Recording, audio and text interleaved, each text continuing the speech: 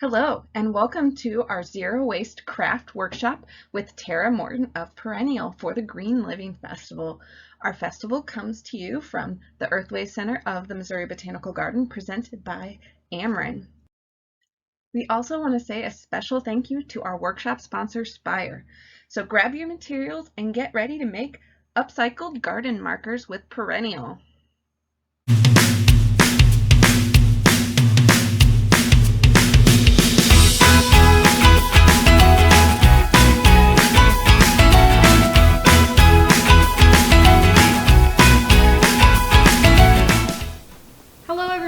My name is Tara and I'm the program director here at Perennial, and today we're going to be showing you how to make some reclaimed garden markers using some materials that you'll find in your house.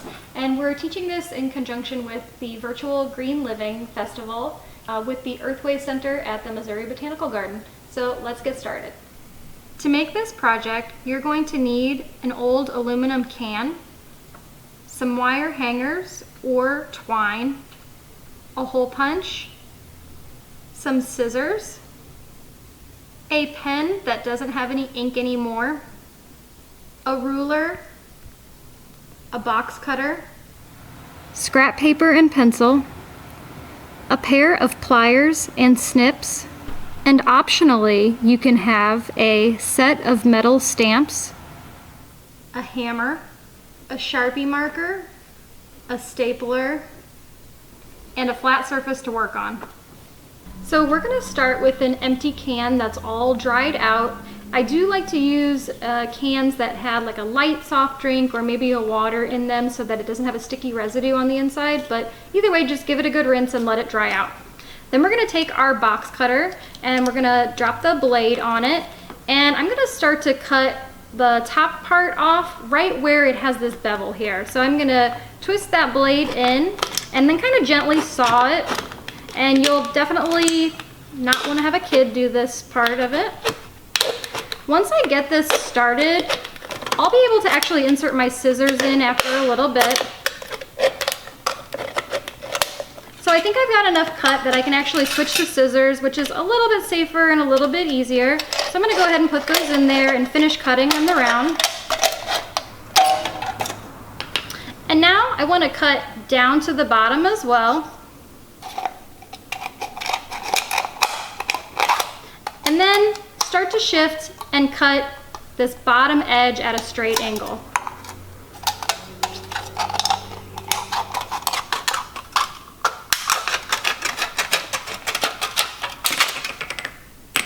Next, we're going to take our piece that we've just cut out and we're going to use the edge of a table to flatten it out. Before I flatten this edge on a table, I'm going to go ahead and cut off the jaggedy edge that I started with the box cutter first, so I don't have a really sharp edge that can hurt me. And try to keep your scissor strokes as long and even as possible to minimize jaggedy edges. And now what I'm going to do is I'm going to see how this soda can is curling in on itself. I'm going to flip it against the edge of the table, opposite the side that's curling in, and just start to rub it along the edge so that it flattens out. And that flattens it right out so that it's not curling on itself anymore.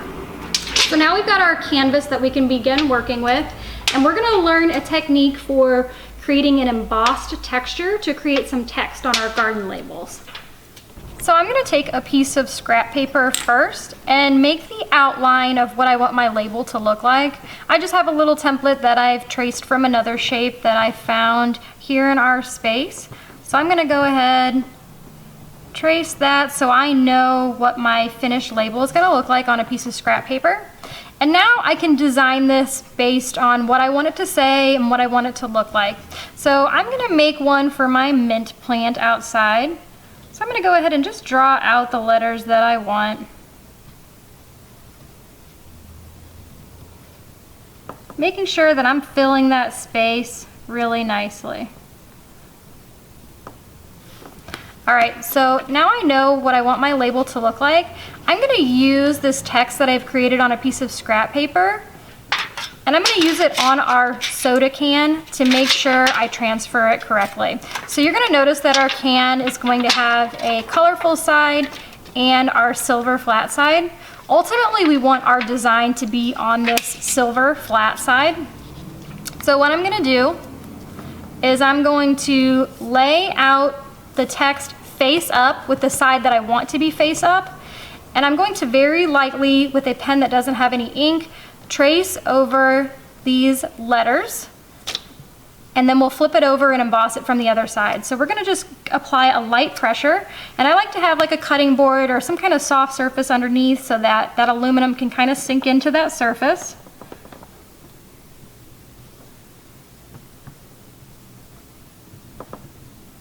And I'm just gonna trace every letter from top to bottom.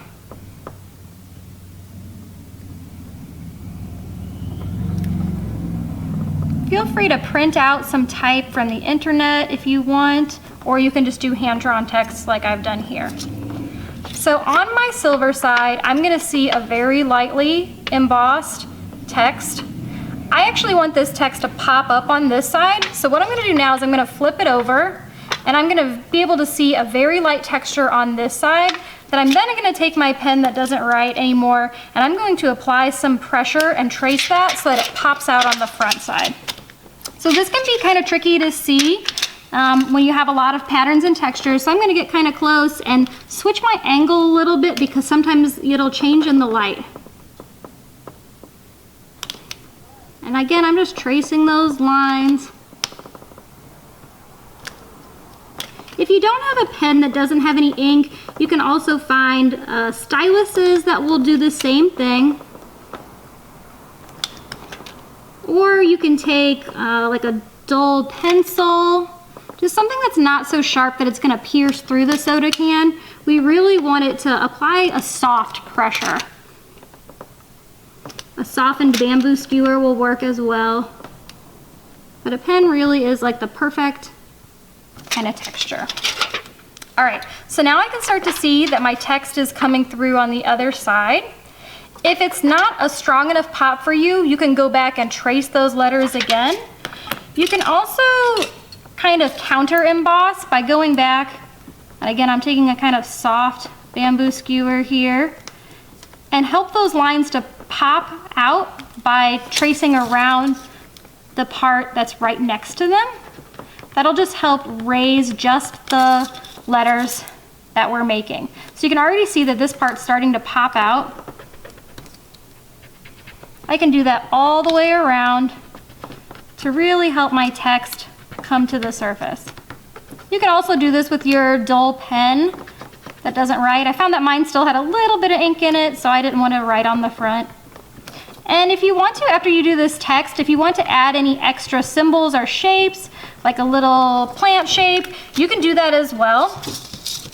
But first, I'm gonna go ahead and actually trace my entire shape onto here. And I could also have cut this guy out, but I already have this little template here, so I'm gonna center up my text. Go ahead and trace that. And then we'll cut this out. And I can just use my scissors to cut this out this time. That's looking good. I'll go ahead and take my scissors and just trace along that line.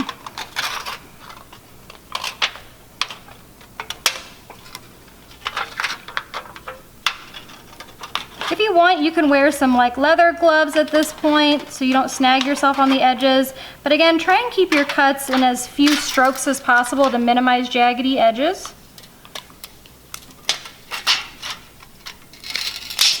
And you can come back and kind of curve those ends too if they didn't end up super perfect. The next thing I can do to help kind of minimize the sharpness of that edge is to flip it upside down and take your dull pen and apply pressure really close to the edge. Something like 1/8 of an inch, 1/4 of an inch here from the edge. And you'll kind of be able to see that the can itself is flipping up. What we're doing is we're creating a little beveled edge. And that bevel is just going to help to dull that edge from the front so that it's not super duper sharp. And that bevel adds kind of a nice accent that just kind of makes it look a little bit more formal.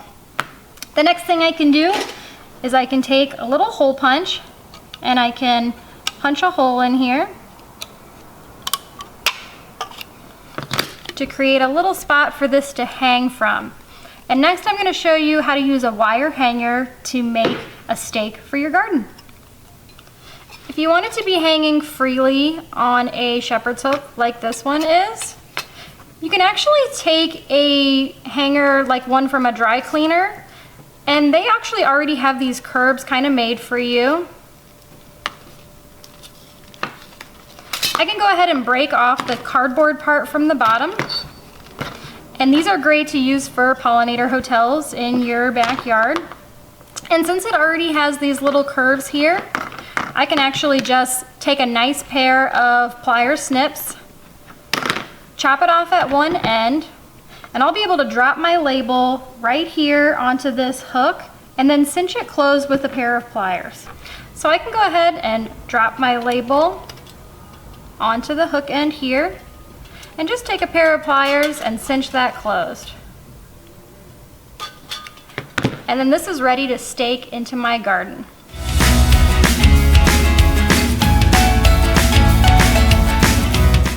If you'd like to make a double staked label like this one, really you'll want to make more of a rectangular format for this. And we're going to need to hole punch 4 times instead of just 1. And this guy will be able to slide off and on of our double hanger stake. So instead of using that other style of hanger that didn't have a bottom, we're going to want a full wire hanger for this. So what I'm going to do is I'm going to snip it off pretty close to the top here.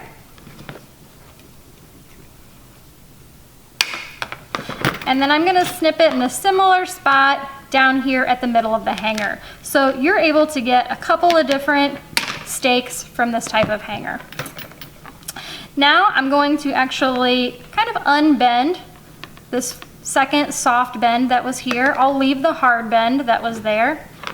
I need to consider how wide I want this top part to be so that it can slide into the holes that we're going to create in our label. So for this one, I've spaced my 2 holes here. Looks like I've spaced them about 1.25 inches apart. So that's where I need to make the bend on my hanger. So I'm going to make a little mark with my finger here, or I can use a Sharpie. I'm going to take my regular pliers here and use them to create a hard bend there. If these are at 2 different heights, you can go ahead and snip this off so that they're a little bit more even. And now I'll be able to go ahead and slide from the top down so that my label will read face up when I stake it into the ground. And this guy's ready to stake into your garden. Now I'd like to show you how to make a little bit more complicated of a label.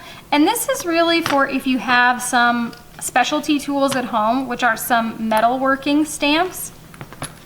So these are, instead of being hand embossed, these are done with metalworking stamps.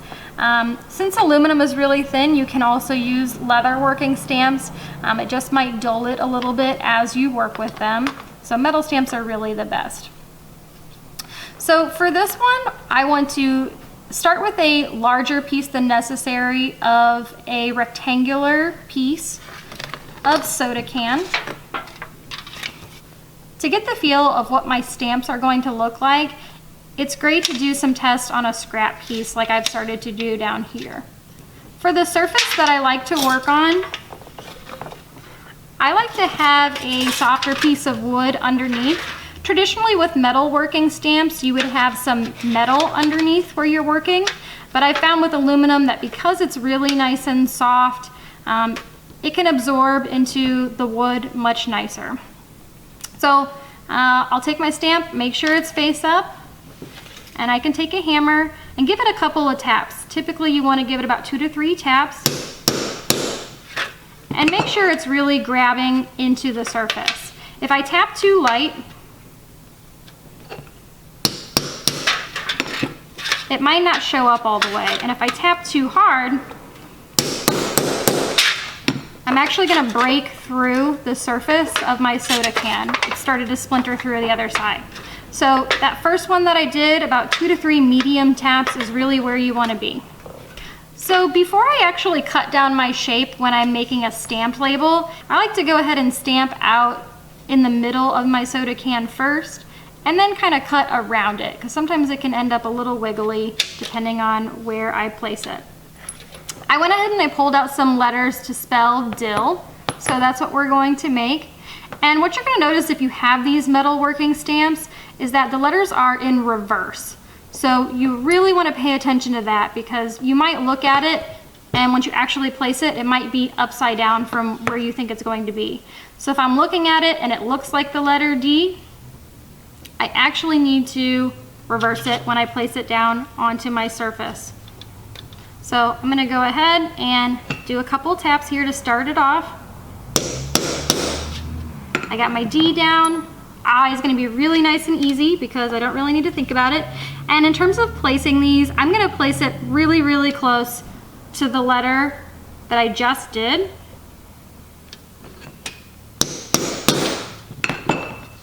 So that they have a nice spacing when we actually see them completed.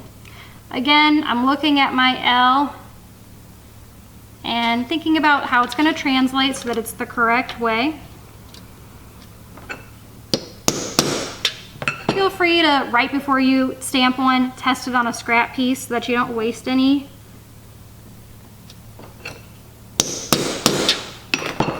All right, so I've got mine all stamped here. The next thing that I'm going to do is I'm going to make these letters pop. And a little trick that I like to use is just to take a simple Sharpie marker and trace over the inside of those letters. Nice and strong. And then I like to take a little scrap t-shirt rag and just buff off that Sharpie marker before it completely dries. So this is just an old t-shirt. I'm gonna just buff off from the surface. All right, so now I can see my letters really nice and clear. Now I'm gonna go ahead and cut the rectangle around it. And I'm gonna go pretty wide, and the reason for that is, with this one, to prevent any sharp edges from being visible, I really did a kind of wide fold on these and stapled it around my hanger. It's a little bit different than the method we just did, but this will just help prevent any sharp edges from being visible. So I'm really kind of limited here because of how close I did this to the edge. So I've got this about 1 inch over here. I'm going to mimic that on the other side. Make a mark at 1 inch. Go ahead and drop that line down.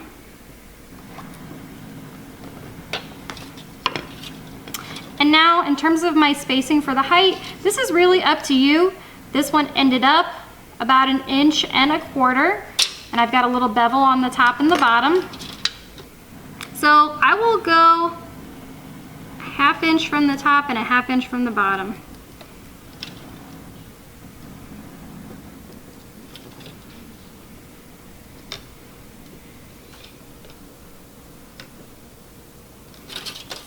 Drag my lines all the way across.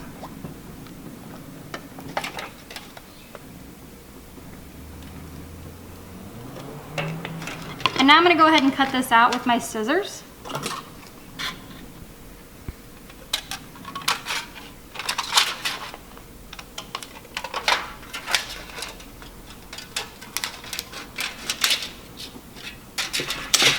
All right, first I'm going to bevel my long edges. And what I'm going to do is I'm going to take a ruler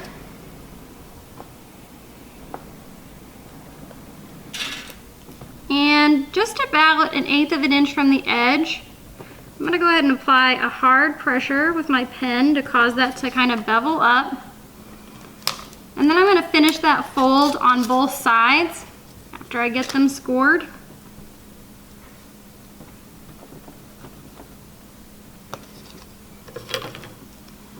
Now I'm going to take those edges and just fold them up so that they flatten into themselves.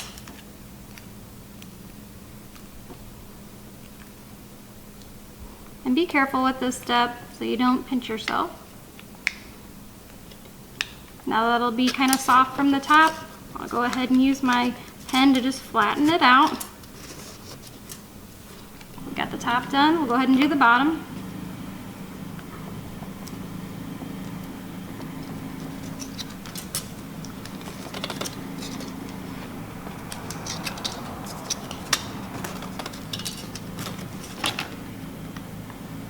All right, so we've got the top and the bottom done.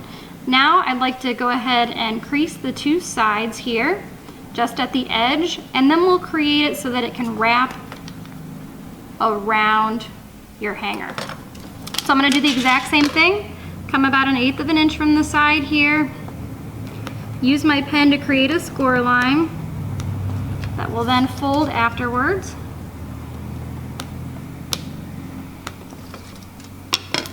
Go ahead and fold that down, crease it,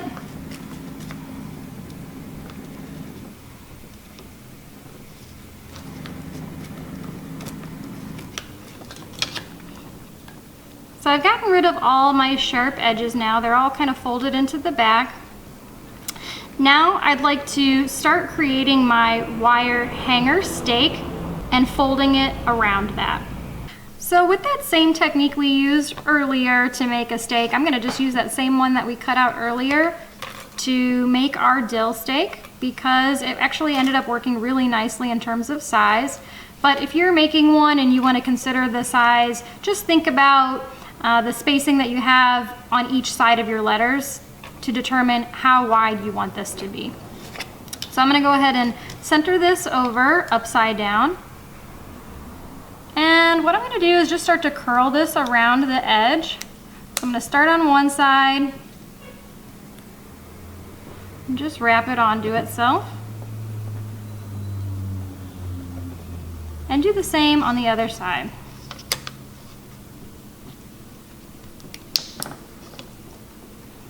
So that's looking pretty good from the front. And now we can use a really common supply that you guys probably already have at your house of a stapler. And I'm gonna come in pretty close to this edge here, and I'm gonna go from the top down and just add a little staple here to get this secured. Do that again on the other side.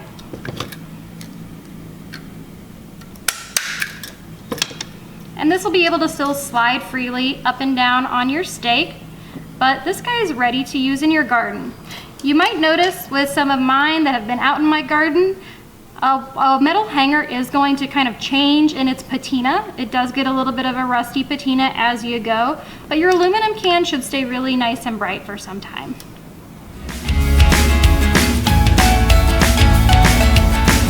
Thanks for joining Perennial to make some upcycled garden markers for the virtual Green Living Festival. Can't wait to see you in a Perennial class soon.